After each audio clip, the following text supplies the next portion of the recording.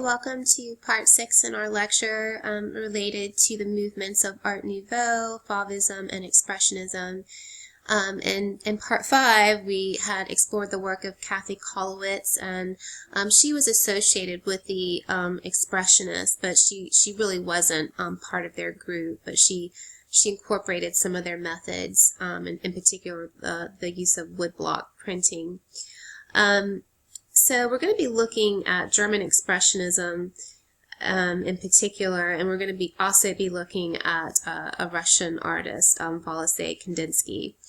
The first artist we're going to be looking at is Ernst Ludwig Kirkner, who was a German Expressionist painter and printmaker, and he was the founder of an artist group called Die Brücke, which you see written up here, which means the bridge. This was a key group leading to the foundation of Expressionism in the 20th century. He also volunteered for army service in the First World War, but soon suffered a breakdown and was discharged. And in 1933, his work was branded as degenerate by the Nazis, and in 1937, over 600 of his works were sold or destroyed. Unfortunately, in 1938, he committed suicide by gunshot. So we're going to be looking at some of his earlier work, and then we're going to move on to some of his later work, and in particular, some of that relates to his experience in the war. So in 1905, Kirkner, along with 2 other architecture students, founded the artist group Die Brücke, the bridge, and he really committed himself to art. The group aimed to eschew the prevalent traditional academic style and find a new mode of artistic expression, which seemed to be the manifesto of a lot of these movements, 19th century movements and these early 20th century movements as well, which would form a bridge between the past and the present. They responded both to past artists such as Albert Dürer, Matthew Grunwald, and Lucas Cranach, the Elder. And remember, these are artists that we have looked at. They were North Renaissance painters and printmakers. And they also looked at contemporary international avant-garde movements. So they were observing and looking around, these other movements that were happening and absorbing and experimenting with those. As part of the affirmation of their national heritage, they revived older media techniques, in particular wood-cut prints. And we'll see some examples of that later. So Kirkner founded this group in Dresden, and they created a manifesto, which ended up being a woodblock print. And let me show you an example of that. This is what Ernst Ludwig Kirchner created, and it's a set of 2 woodcuts. Go back. And so their manifesto really called to young people to sort of band together and to try to change the future, to really try to obtain freedom and, try to kind of move away from these sort of older established forces and organizations. So they were very confident in their belief, and they really did believe that they could live in an age of great change. And the Brücke artists set out about creating an entirely new way of being an artist. Another important influence on the Die Brücke artists was so-called primitive art. Art and ritual objects from ancient cultures of non-Western societies, particularly from Africa and Central Asia. This art was perceived to be more honest and direct, and more natural than work produced by artists from the industrialized Western European nations. They were also interested in folk art of Europe, particularly the art of, the art of craft among rural populations. And it is important to note that Germany remained a major colonial power in Africa through the First World War. There is, therefore, a complex hierarchy that frames this sort of cultural appropriation. While uncomfortable from the perspective of the 21st century, it is nevertheless undeniable that this primitive aesthetic, despite the fact that it is a modernist construction, modernist construction had a strong impact on expressionistic art. Their group was one of the seminal ones which in due course had a major impact on the evolution of modern art in the 20th century. The group met initially in Kirkner's studio, which had previously been a butcher's shop, and one of the attendees, or one of the founders, in addition to Kirkner, commented that, and this is a quote from him, that his studio was that of a real bohemian, full of paintings lying all over the place, drawings, books, and artist materials, much more like an artist's romantic lodging than the home of a well-organized architecture student. And he originally was an architecture student. So the group met initially in Kirchner's first studio, which had previously been a butcher's shop. It was described as that of a real bohemian, full of paintings lying all over the floor, drawing books and the artist's materials, much like an artist's romantic lodging than the home of a well-organized architecture student. And he started off as a student of architecture. And his studio became a venue, too, that overthrew social conventions and, allowed younger people to kind of maybe engage in activities they had that weren't approved of or weren't appropriate. They had group life drawing sessions that took place, and they used models from their own social circle as opposed to using professionals. They also started the idea, I think, of gesture drawing. If you've ever taken Mr. Kempel's class, gesture drawing is when the model stands and holds a pose for not too long so that you get the gesture down and you have to work quickly. And so this group actually started having their models just pose for about 15 minutes to really encourage more spontaneity in their work. And so they really did usher in and influence what we think of in terms of modern 20th century art. The group composed a manifesto written by Kirchner stated that anyone who directly and honestly reproduces that force which impels him to create belongs to us. So they really were inclusive as well as being open-minded. In September and October of 1906, the first group exhibition by the Die Bruck was held, and their subject matter focused on the female nude. In their depiction of the nude, the Bruck artists were inspired to adopt, quote, the natural state that they perceived in this idea of primitivism. These works that had been appropriated from Africa and Central Asia or had been exported, and they really tried to include what they thought of primitivism into their own works. So they created paintings that were done outside in nature, and they also combined that landscape of nature with the unidealized nude. So if you look here, again, you see, this sort of exaggerated use of color, these sort of very stylistic representations of the female nude. Let me go back. You can definitely see it here as well. And again, these sort of unusual color combinations. So they were also very much inspired by the Fauve artist as well. This is another painting by Kirchner. I'm showing this one to you. It's called Panama Dancers because it's actually located at the North Carolina Museum of Art. It's probably one of the more popular works of art at that venue. I'm also going to play a short clip of one of the curators of the museum discussing this piece.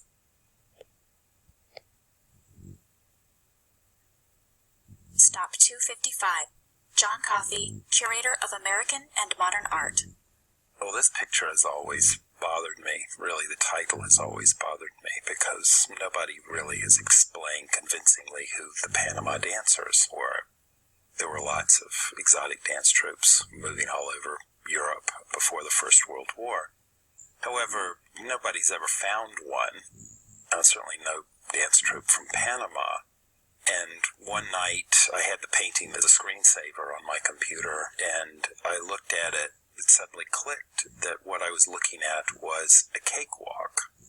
The way that the dancers were, in couples, the way the wrists were bent, the arched back, the high stepping, it was an African-American cakewalk.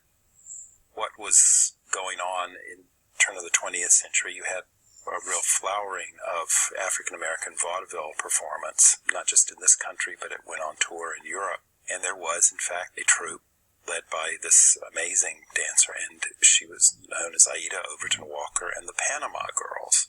So it's clear that the artist either saw Aida Walker and her dance troupe or saw a similar group of African-American dancers engaged in the cakewalk and gave the title Panama Dancers to it. And so here we have an interesting connection between a very celebrated German modern artist and an equally celebrated African-American dancer. So I hope you enjoyed that, and I really do encourage you to take a trip to the North Carolina Museum of Art and check it out. We will be doing a project at the museum later after we take our AP after we take our big AP exam. I also included the YouTube link as well if you wanted to rewatch the video, and they've done a really good job. They've actually put these little excerpts about the different works of art on YouTube, and I'm glad that they did that. Here we're looking at some later work, and so the group Die Broek did end up dismantling, and Kirkner, along with a lot of these other artists who were part of that group, were able to kind of establish themselves and sort of establish an individual identity. And he was able to have a first solo exhibition, which took place at the Esson-Folwag Museum. And during the next 2 years, he painted a series of, there's a German word, and I'll let you look at that in the lecture notes, but it translated into these sort of metropolitan pictures, where he showed the streets of Berlin. And what was shocking and to some people was that the central characters were often streetwalkers and prostitutes.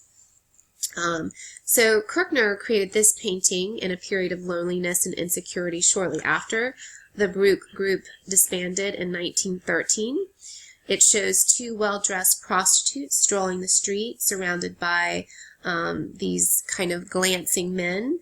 For Kirkner, the prostitute was a symbol of the modern city, where glamour and danger and intimacy and alienation all coexisted, and everything was for sale. The intense clashing colors, the heightened excitement and anxiety, and the tilted horizon really act to sort of disable the scene. And so instead of nature, we see Kirkner going to the streets and focusing on urban environments. Take note of his use of these sort of jagged brush strokes. He has these very pointed, sharp lines. And the figures seem very rectilinear and pointed as well.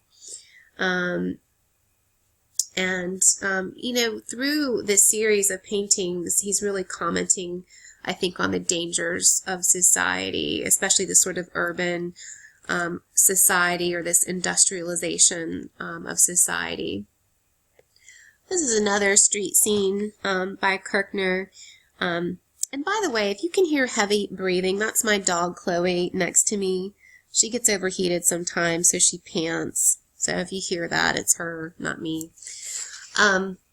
So at the time he made this painting, Kirkner was living in Dresden, which was the largest city in southeast Germany.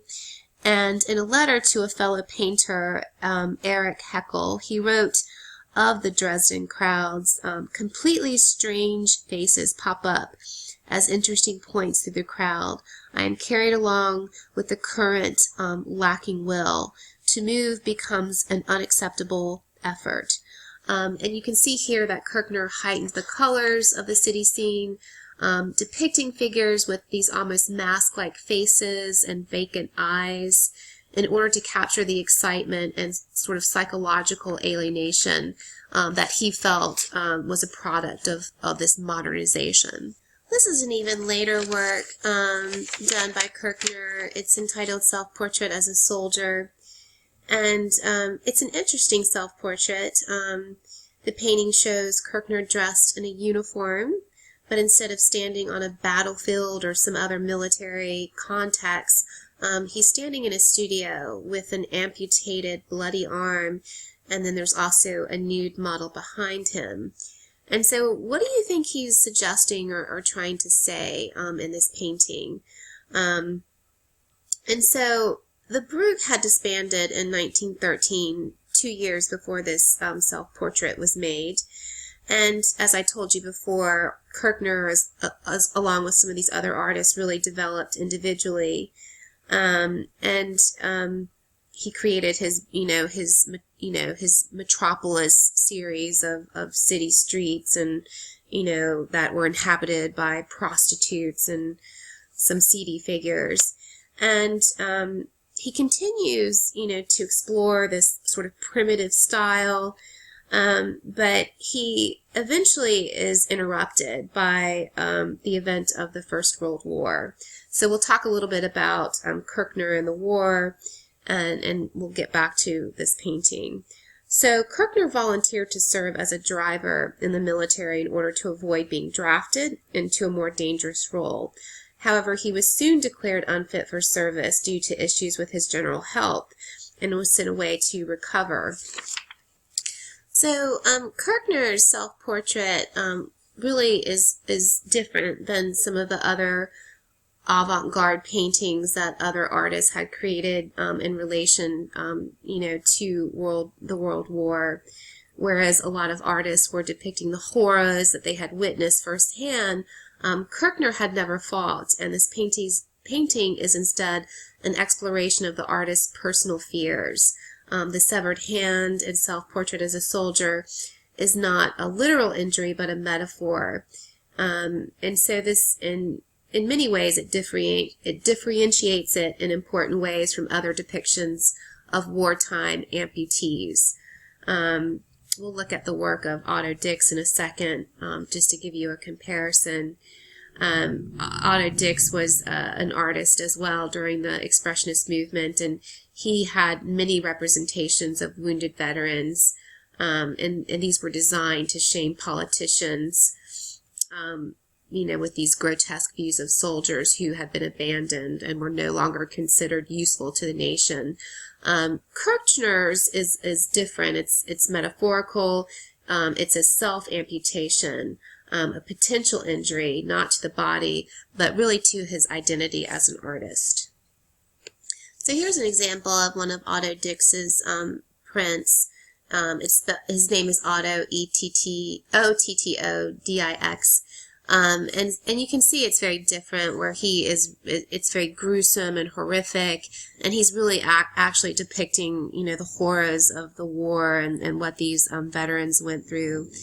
And, when we look at Kirkner's self-portrait, we can definitely see that it's much more introspective and psychological. This is another self-portrait Kirkner did, an earlier one, and it's interesting to compare and contrast the early and the later one.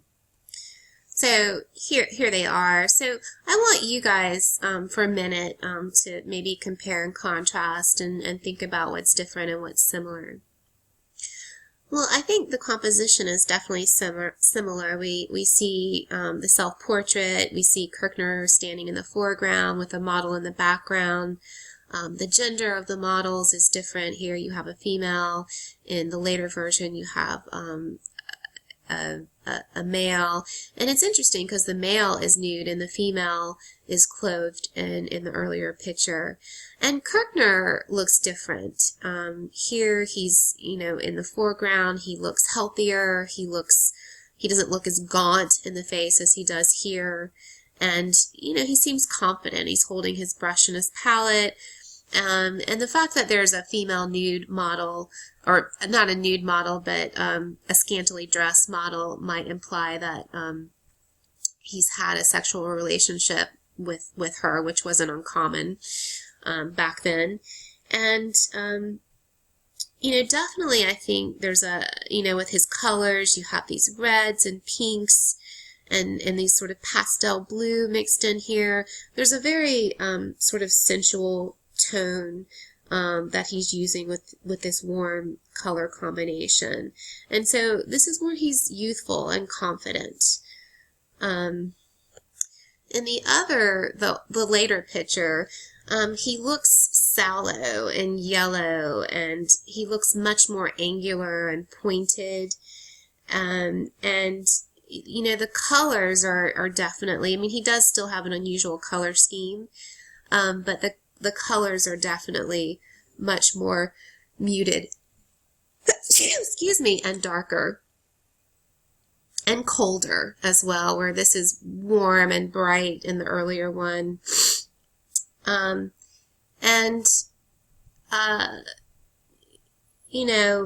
The model here in the background looks more like a carved statue than an actual person. Again, much more stiff and rigid compared to the female in the earlier version, where she looks a little bit more relaxed and a little bit more fluid. Here in the earlier version, he's smoking this pipe, and in this version, he's smoking this kind of, limp little skinny cigarette. And so here in this later version, both self-portraits have the setting of him in his studio, but what's different in this one, is that he has lost his hand. He's an amputee, and he's surrounded in his studio by everything he would need to make art, but there's this fear, that he's unable to do that, I think is what the message of the later self-portrait is. And during the war, Kirkner had suffered from alcoholism and drug abuse, and for a time his hands and feet were partially paralyzed. In a sense, his fears about the war were self-fulfilling. Kirkner recovered, and his work was exhibited internationally to much acclaim during the interwar period. Adolf Hitler, unfortunately, persecuted artists who painted in a style that he considered outside of the Aryan ideal soon after he became the Chancellor of Germany in 1933. And so he termed this idea of degenerate art, and held this degenerate art exhibition of 1937. It was this exhibition that the Nazis organized to mock the sort of modernist art that they hated. So they really wanted to kind of go back to more of the academic standards of art making. And this was very humiliating for Kirkner, because he was featured in this exhibition.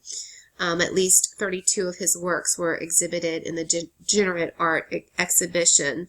And then, in addition, more than 600 of his works were moved from public collections, and eventually destroyed as well. And he ended up committing suicide in 1938. So, this theme of self-portrait we have seen before. We've seen it in the work of Rembrandt, self-portrait with Saska, and also V.G. Lebrun, and her self-portrait. She was Marie Antoinette's famous, one of her favorite painters. And we will continue to explore this idea of self-portrait as well. But maybe go back and look at those two examples, because I think the College Board might, have you compare and contrast. So I know this has been a long lecture, and we have a little bit more to talk about, so there is going to be a part 7. We have one more artist, Valasy Kandinsky, to discuss, and we'll be looking at his work in part 7, so stay tuned.